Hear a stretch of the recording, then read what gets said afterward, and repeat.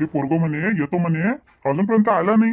बरं झालं मी तिला सांगितलं बंद झाले का स्वयंपाक गिंपाक करून घे म्हणून, नाही तर वाट पाहत बसली असती. आणि अजूनपर्यंत ते आले नाही, काहून काय झालं काय माहित. आता ह्या पिंट्यानं तर सांगितलं लवकरच येते म्हणे. आता एवढी रात्र होऊन राहिली, रातबेरात ते एसटी भेटली नाही भेटली, गाडी लागली का नाही लागली तर वेळेवर तर काही समजूनच नाही राहिलं. दोघही जण नाही आले. काय झालं काय झालं, काऊन एकटेच बडबड करून राहिले तुम्ही? अहो काही नाही म्हणता, म्हटलं हे पोरगण हे सून अजूनपर्यंत नाही आले ना. एवढा कसा उशीर एसटीले? लवकरच तर येतो म्हणे, 5 वाजताच्या एसटीनं बसतो म्हणे, 6-6:30 वाजेपर्यंत इथं येऊन गेले असते ते. आता 8-8:30 वाजून राहिले आणि काही याचा पत्ताच नाही आहे. आणि म्हटलं आता भूक लागल्यासारखी होऊन राहिली, पण लेकरं नाही आले ना. आणि लेकरं नाही आले घरी तर मन तरी लागते का आता जेव्हा खावाले. म्हटलं येऊन जाते लेकरं, सगळे बसून जेवण करून घेऊ म्हटलं. एक तर किती दिवस झाले घर सुना आहे, सुना घरात नाही, पोरगो घरात नाही. तर म्हटलं कमीत कमी राधिका नाही तर पूनम येऊन जाते, तर सगळे मिळून आपण जेवण करून घेऊ. पण हे पोट्टही नाही आलं ना अजून. कुठं अटकलं कुठं नाही तर. अरे बाबा काय झालं? अरे पिंट्या, लाव बरं रे अंकेले फोन लाव बरं. कुठं राहिला म्हणा, किती वेळचा निघाला तिथून, शहरातून निघाला म्हणते तो, आणि अजूनपर्यंत आला नाही. कुठं अटकला कुठं नाही तर. अहो बाबा येतच असन, सध्या गाडीत लय गर्दी आहे. म्हटलं आता सुट्ट्या आहे ना शाळेच्या, तर त्याच्यानं जास्तच गर्दी होऊन राहिली. येतच असन बाबा, काळजी नका करू तुम्ही. अरे हो तुझ्या बरोबर आहे, पण लय उशीर झाला ना रे आता. लाव ना जरासा फोन, लाव बरं, विचार बरं, घे बरं जरासा. घे जरासा विचारपूस कर त्याले, लाव बरं फोन. बरं थांबा, मी लावतो त्याला फोन आणि विचारूनच घेतो. तुमच्या मनातली शंका निघून जाते. येऊनच राहिला असन, पण तो तसं गर्दी राहते ना बाबा. आता मी रोजच जातो ना ऑफिसले, किती गर्दी लागते मला रस्त्याने, उशीर पाशीर होतेच थोडासा. अरे आले वाटते, बेल वाजली दरवाजाची. पाय बरं थेचोय काय तो. पाय बरं अंक्या ते पुन्हा माहिती काय तो. हो थांबा मी जातो आणि दरवाजा उघडतो. गाव म्हणता दरवाजा काय लावून ठेवला त्या तुला माहिती ना, लेकर येऊन राहिले म्हणून गावावरून. आणि काय फालतू दरवाजे फरवाजे लावून ठेवले. उघडा राहू त्याला पाहिजे होता.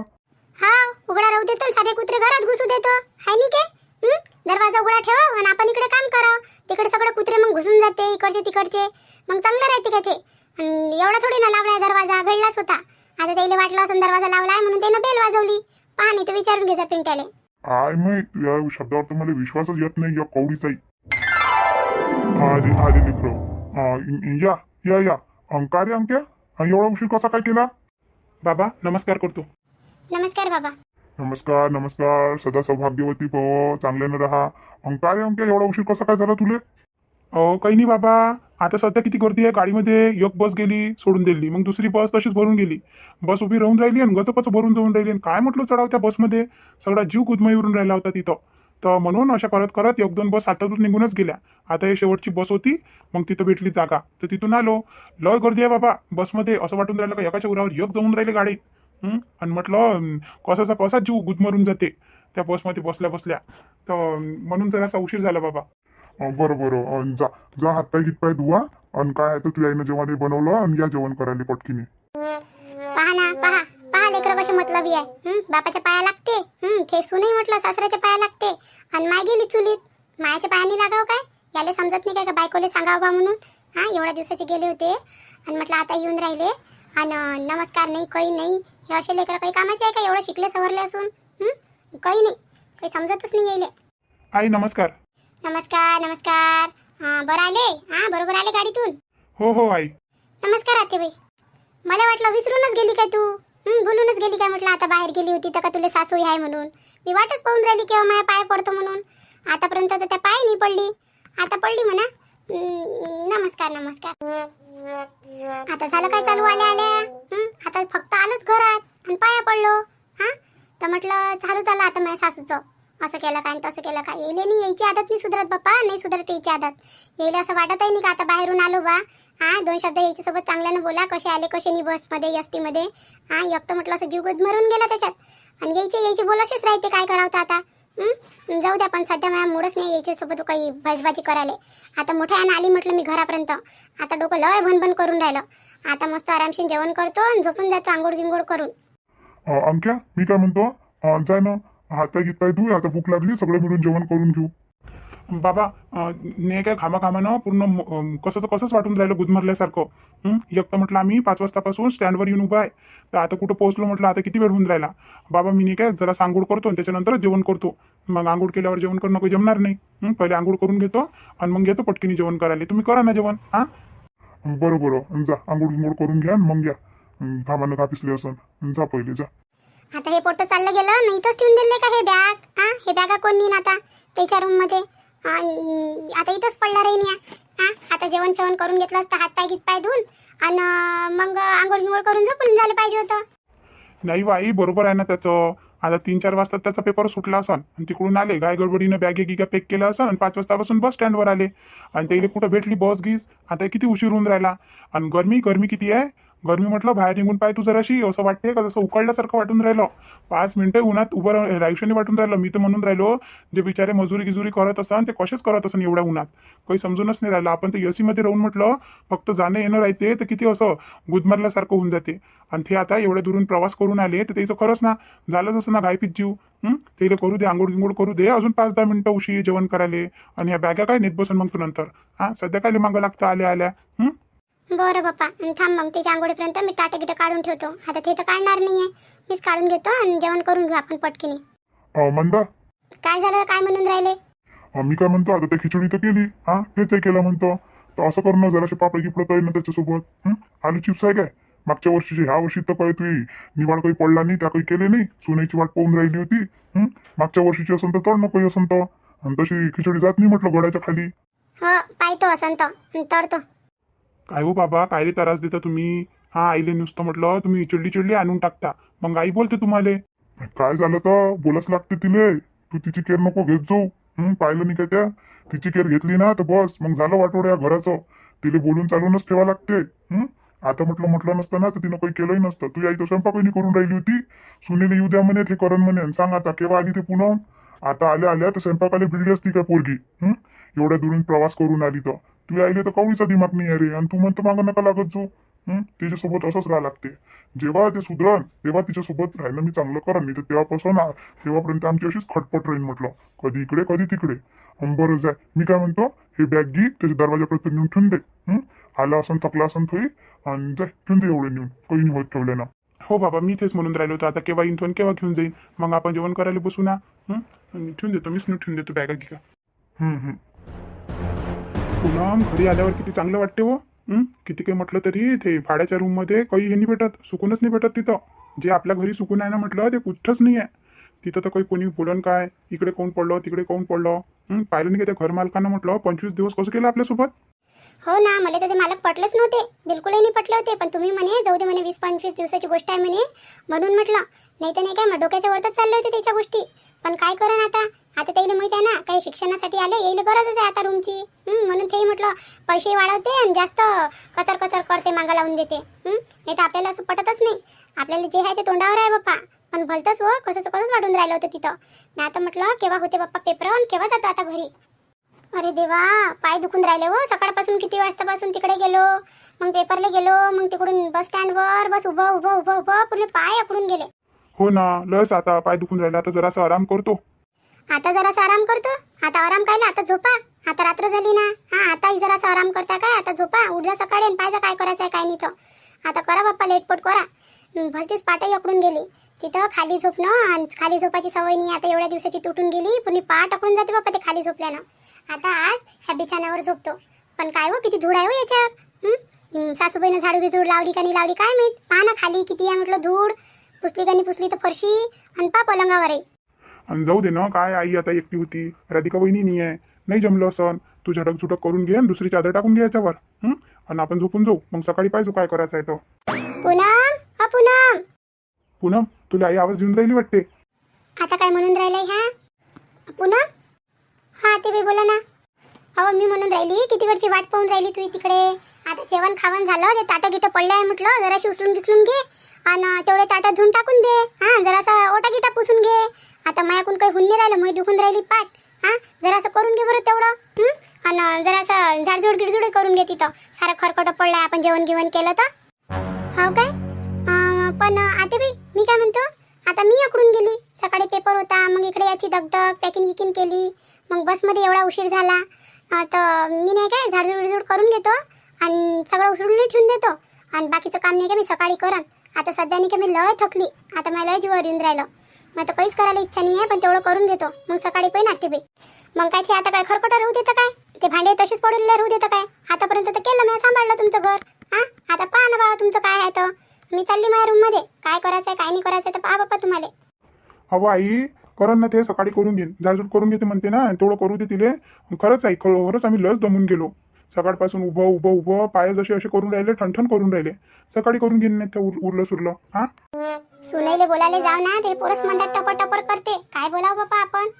सुनैले म्हटलं बोलायची काही हेच नाही आपल्याला, कोणतीच गोष्ट नाही बोलू शकत. आता एवढा दिवस नाही सांभाळलं आणि कोणता टाइम लागून राहिला?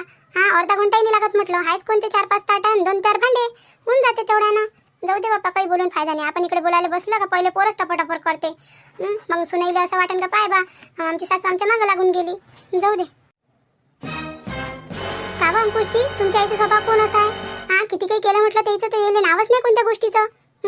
आता म्हटलं पेपर देऊन आलो, किती दगदग झाली. 3 वाजेपर्यंत तर पेपरच पुरला. तिकडून आलो, पेकिंग गिकिंग केली.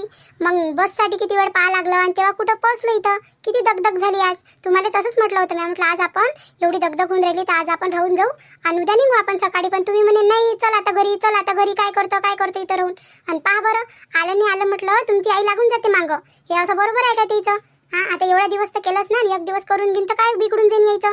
आणि तसंही म्हटलं मी पहिलेच सांगून देऊन राहिली, माझ्या अंगावर एवढं मोठं काम काही लोटाचं नाही, मला काही एवढं जमत नाही. ते राधिका वहिनी होती तर आम्ही हिडून मिळून करून घेऊ. आता म्हटलं राधिका वहिनी काही आहे नाही. आणि आता तुम्ही आईले पहिलेच सांगून दे जा तुमच्या आईले का म्हणा थोडं ना थोडा तिला मदत करू लाग जा म्हणा. नाही तर त्याचं काम कसं आहे, सुना आल्या घरात आणि त्या निघून जाते मग बाहेर पाहत बसा म्हणते तुमचं काय आहे तर. आता त्याला काही वाटलं नाही काय. आता म्हटलं तिथं मेसच्या डब्याचं जीव किती बोर होऊन गेलो होतो. ना 2-3 वेळा तो स्टोन नेलाही होता लहान गॅसचा, तर म्हटलं खिचडीच बनवली आपण. काय तिथं काय भाजी पोळी बनवायची काय हे आहे काय? एवढा वेळही होते का आपल्याजवळ अभ्यास करून राहिलो होतं तर तुमच्या आईला असं तर नाही वाटलं का एवढ्या दिवसांनी येऊन राहिले बा हे? 1 महिना होत आला आता गेले, 25 दिवस 1 महिना होऊन राहिला. तर याच्यासाठी काहीतरी चांगलं बनवावं बा आपण. नाही चांगलं तर कमीत कमी भाजी पोळी तर बनवायला पाहिजे होती. किती दिवस झालं म्हटलं 1 महिना होऊन राहिला घरचं जेवण नाही भेटलं. काही खाऊन राहिलो काही राहून राहिलो तिथं. एक तर तिथं साधन नव्हतं, एकच भांडं एकच कुकर, कसं निभावलं तिथं. बाहेर गेलो असतं जेवण करायला तर ते जास्त पैसे बसले असते. पण तुमच्या आईले काहीच नाही. आणि तुम्ही पाहिलं काय आल्या म्हटलं नमस्कार केला त्याला तर किती टोचने बोलल्या त्या मला. किती टोचने बोलल्या. हे असं चांगलं नाही म्हटलं ते ना. तुमच्या आईची सवय काही गेली नाही बाप्पा. अहो पूनम एका दमात किती बोलशील एका दमात. जाऊ दे ना, म्हातारा माणूस आहे, म्हातारे माणसं चिडचिड करतच राहते. म्हातारे माणूस आहे काही बोलता तुम्ही. सट इकडे तिकडे घुमताने म्हातारे आहे काय? म्हातारे कोणाला म्हणत असते जे पलंगाले लागून जात असते. याचे हात बाया घुमून राहिले यायले म्हातारा म्हणते काय? तोंड चालून राहिलं नुसतं फालतूच माझ्या तोंड खराब करते. आता म्हटलं एवढी थकून गेली मी. आता मग म्हणतो असं करून राहिलं का बस पलंगावर जा आणि झोपून जा. तर आता माझ्यासाठी त्याने काम ठेवलं ना. काम ठेवाले. तुम्ही काय आहे, तुम्ही तर मस्त आराम करा इथं, माझ्या मागं लागून जाईन त्या. आणि आता म्हटलं ती बॅगही पडली आहे तिथं. कोणती बॅग हो? कोणती बॅग म्हणतात? हे आपण आणले तर कपडे गिपडे, त्याच्यात म्हटलं सगळे कपडे गिपडे धुवायचे पडले आहे. चादरा आहे हे आहे ते आहे पूर्ण गचपच म्हटलं बिगर धुतलेले कपडे आहे. एक तर तिथं पाणी नाही भेटून राहिलं होतं आणि म्हणे आता जायचा वेळ आला अभ्यासही करायला वेळ नाही भेटे. मग पूर्णीचे पूर्ण कपडे तसेच आणले मी, काय करू मग? आता ज्या कपड्याने गेली होती त्याच कपड्याने वापस आले आणि बाकी तिथं घातले होते ते त्याच्यात पडले आहे. आता तेवढे कपडे मला उद्या धुवानी लागन काय? पूर्ण कपडे धुवून टाका लागन. एक तर म्हटलं आज एवढं थकून गेलो का कायच मन नाही लागून राहिलं. उद्या सकाळी उठल्या पूर्ण कपडे भिजवा लागन मला आणि धुवा लागन. आणि ह्या सासूबाई अशा करून राहिल्या आली नाही तर हिरे टोचने बोलून राहिला. सांगा मी काय करू म्हटलं. माझ्याकडून बर्दाश्त होत नाही. मी तर पटापट बोलन म्हटलं ते इले. मग तुम्ही पाहून घ्यायचा तुमचं काय आहे तर. अरे जाऊ दे ना पुन्हा, रागवू नको बरं, रागवू नको. मला माहिती आहे तुझ्या स्वभाव चिडचिडा झाला. आज दिवसभर आपल्याला लय परेशानी झाली, इकडे या तिकडे जा. पण जाऊ दे आता ते म्हणून राहिले ना तेवढी झाडझूड करून घे. खरकट पडलाय म्हणते आणि ताटगीट उचलून टाकून दे बेसिंगमध्ये. सकाळी करजो आरामशी ना आणि ये आणि झोपून जाय. कर आराम आता. जाऊ दे आईच्या गोष्टीचं म्हटलं एवढं वाईट नको वाटून घेत जाऊ तू. ते चांगल्यासाठीच म्हणते. पण काय आहे ती वेळ नाही पाहत ना. जाऊ दे आता. कोणाला बोलू मी? आईले बोलू का तुले बोलू? मला गोपाट टाकाय तुम्ही दोघी जणी आता. जाय करून घे तेवढं. कर बरं झाडझूड जाय. पटकीनी जाय पटकीनी येऊन जाय. पटकीनी जाय म्हणते आणि पटकीनी येऊन जाय म्हणते. हे इथं आराम करते. मी आल्या मला काम लावून देते.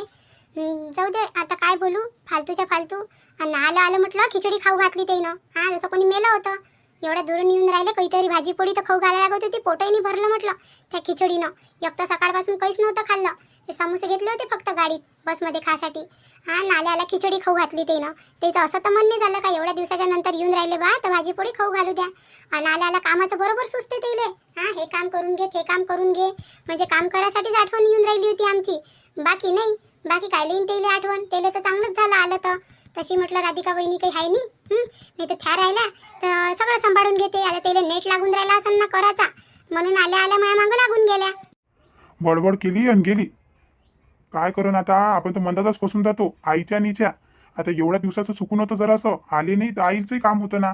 हा, माझी पोळी तर करा लागत होती, तिची तर तशीच खिचडी पाहून तशीच चिराण होऊन गेली होती. ते एवढ्या दिवसानं आलं, जरासं भाजी पोळी खाऊ घालायला लागत होती, पण नाही. आणि आल्या आल्या तिला काम आले भिडून टाकलं.